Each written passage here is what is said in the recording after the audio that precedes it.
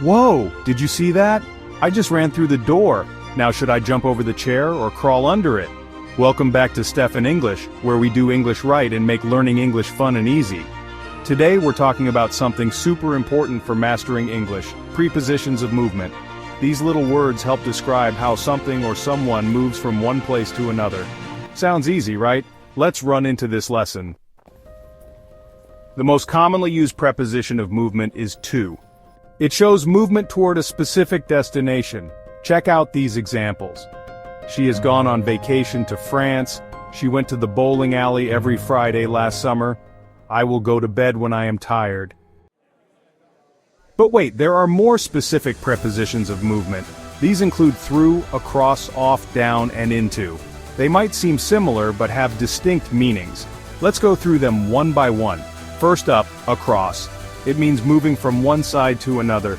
Mike traveled across America on his motorcycle. Rebecca and Judy are swimming across the lake.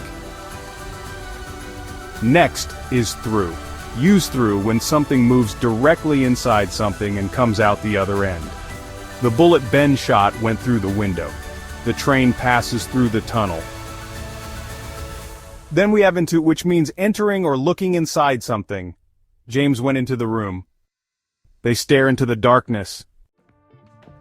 Some prepositions indicate specific directions: up, over, down, past, and around. Examples of directional prepositions include 1. Jack went up the hill. 2. Jill came tumbling down after. 3. We will travel over rough terrain on our way to Grandma's house. 4. The horse runs around the track all morning. 5. A car zoomed past a truck on the highway. So how can you recognize a preposition? A fun trick is to think anywhere a mouse can go. Above, below, next to, between, beyond, through, by, with. While this won't cover all prepositions, it's a great way to start recognizing them. And there you have it. Mastering prepositions of movement is a big step toward fluency in English. Try using these in your daily conversations, and soon they'll become second nature.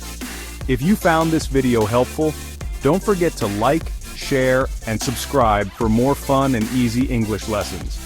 Drop a comment if you have any questions. Don't forget to check the link below if you want a personal assistant on your English journey, helping you build your confidence in speaking or just understanding English better.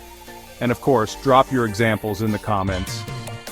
Look out for our next video, where I will explain the last part of prepositions with verbs, nouns, and adjectives. See you in the next one. Bye for now.